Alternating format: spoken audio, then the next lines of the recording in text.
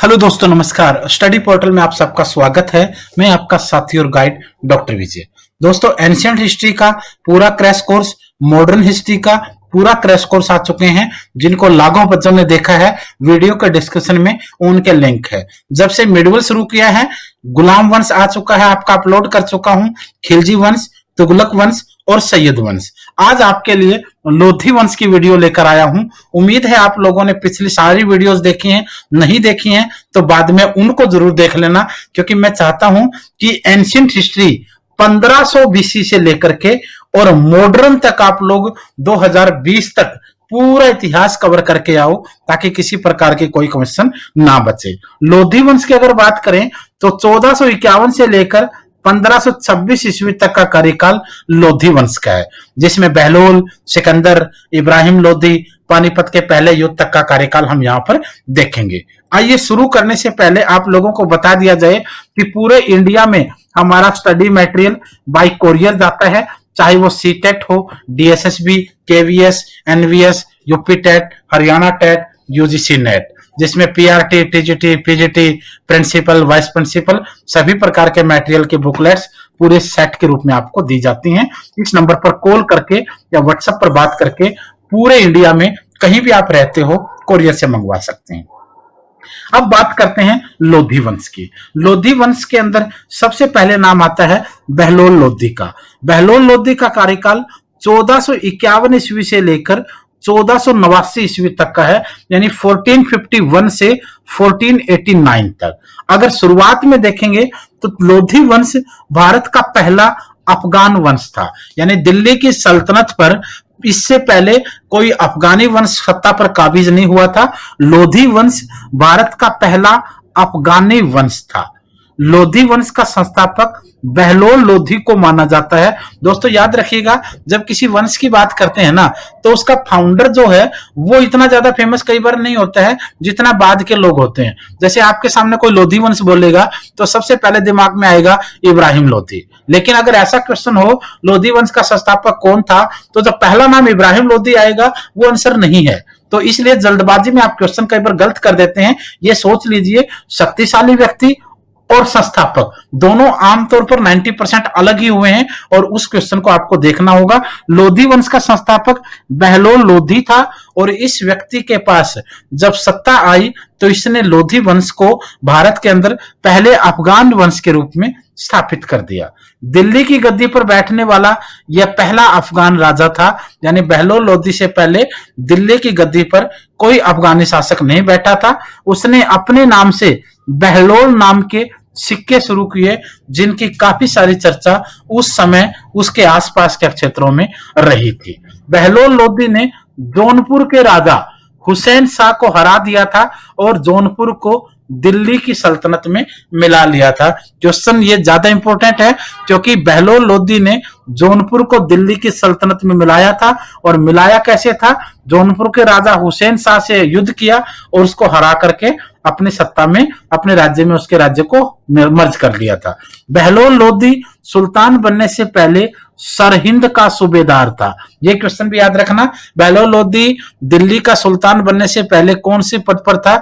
वह सरहिंद के सूबेदार के रूप में नियुक्त था।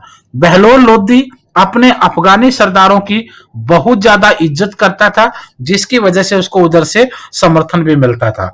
वह अपने अफगानी सरदारों को मकसदे आलो कहकर पुकारता था। यह क्वेश्चन याद रखना।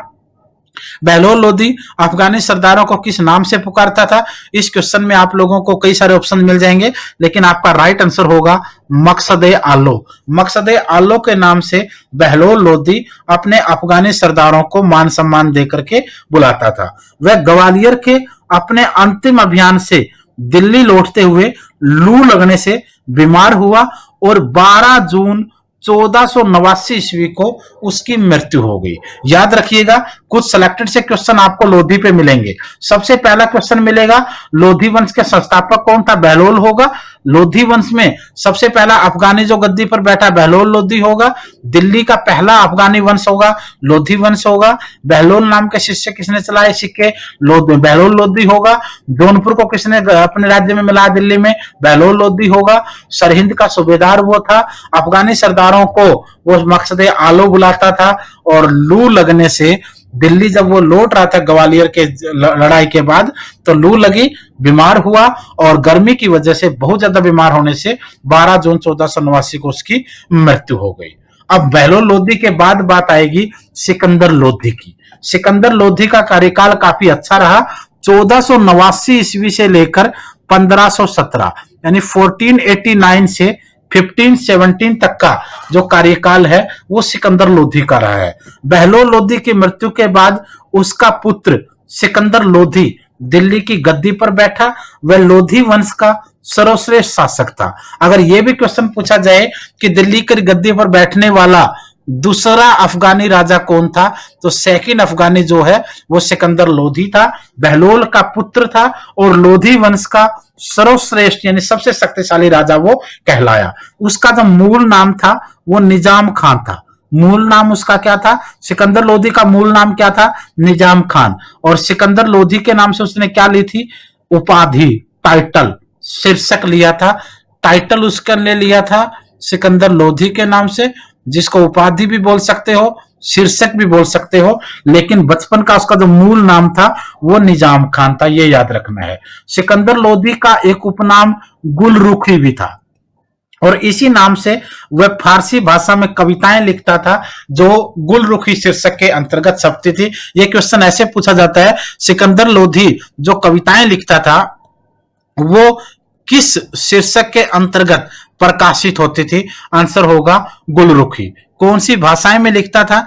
आंसर होगा आपका यहां पर फारसी। सिकंदर लोधी के काल में संगीत की पुस्तक लज्जते सिकंदरी की रचना हुई थी। लज्जते सिकंदरी संगीत के इतिहास की बेहतरीन किताबों में से मानी जाती है और इसकी जो रचना हुई थी वो सिकंदर लोधी के काल में ही हुई थी। इससे आप अंदाजा लगा सकते हो वो कविताएं और संगीत का कितना प्रेमी था। सिकंदर लोधी ने भूमि को मापने का पहला पैमाना गज ए सिकंदरी लागू किया। याद रखिए, गज ए सिकंदरी पूरी दुनिया के अंदर अगर आप इतिहास में देखोगे तो चंद ही ऐसे काम रहे हैं और भारत के अंदर भूमि को मापने का पहला पैमाना था गज ए सिकंदरी, जिसमें टोटल बात करी जाए तो इसमें 32 अंक होते थे। क्वेश्चन कई बार पूछा जाता है गज ए सिकंदरी में कुल कितने अंक होते थे? 32 अंक होते थे। और भूमि को मापने का यह पहला पैमाना भारतीय इतिहास का आपको दिखेगा, ये याद रखना है। उसने कुशल सैन्य और गुप्तचर प्रणाली को भी काफी गठन किया और उसे मजबूत किया। इसके साथ साथ सिकंदर लोधी का सबसे इंपॉर्टेंट काम यहां एक और दिखेगा, उसने आगरा शहर की स्थापना करी। कब करी? 1504 ईस्वी में।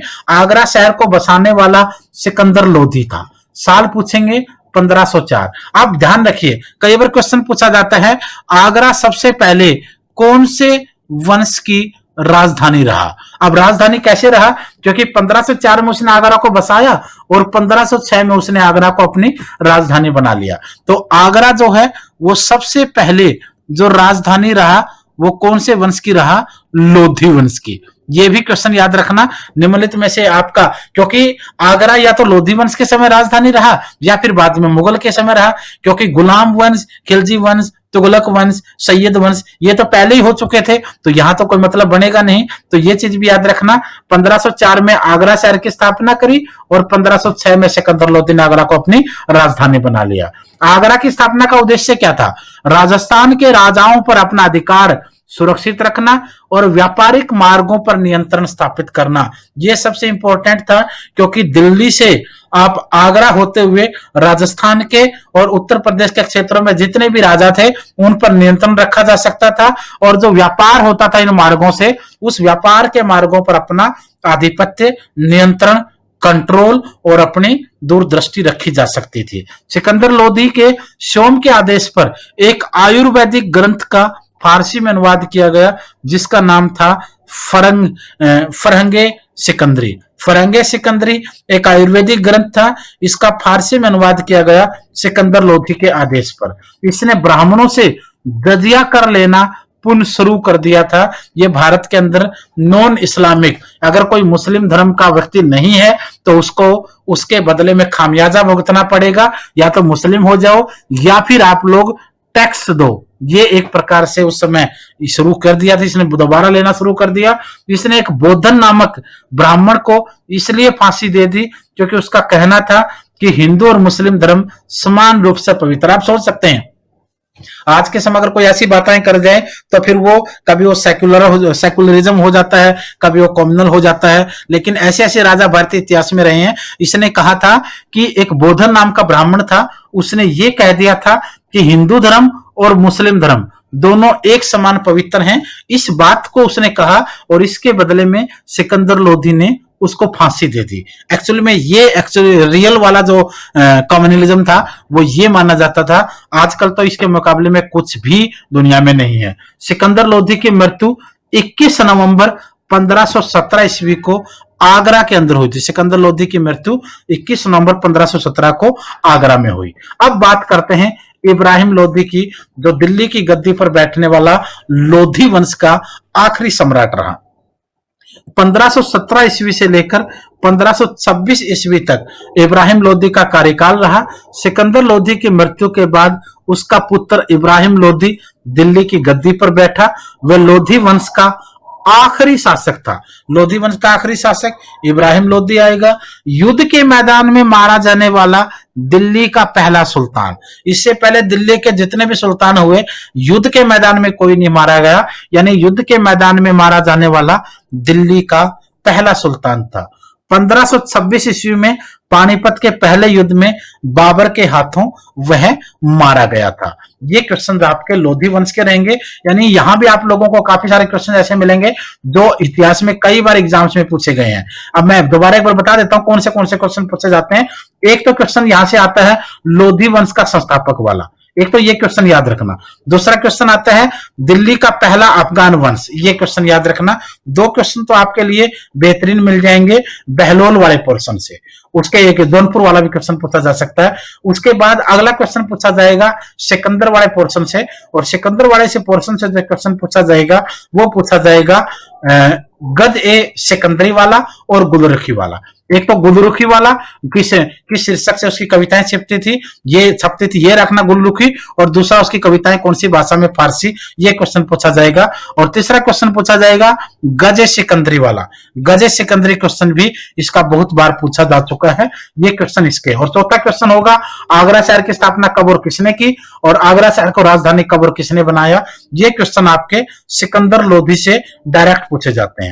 फिर बात करें अगर इसके अलावा ज्यादा क्वेश्चन और नहीं होंगे इससे, इब्राहिम लोधी के क्वेश्चन से पूछा जाएगा तो लोधी वंश का आखिरी राजा या दिल्ली का पहला सुल्तान जो युद्ध के मैदान में मारा गया, ये आपके लोधी वंश के क्वेश्चन हो सकते हैं। इनको ध्यान से देख लेना। और पूरे इंडिया में मटेरियल ऑर्डर करने के लिए बाई कोरियर आप इस नंबर पर कॉल कर सकते हैं, व्हाट्सएप पर मैसेज भी कर सकते हैं। और अगर आपके पास सारी चीजें उपलब्ध हैं तो आप लोग सिर्फ अपना नाम, आपका सिटी, आपका सब्जेक्ट और आपका एग्जाम कौन सा देना आपको, ये चारों चीजें लिख करके इस नंबर पर व्हाट्सएप कर दीजिए। जो भी डे टू डे की क्लासेज होगी, जरूरी इंफॉर्मेशन होगी, वो आपको समय समय पर मिलती रहेगी।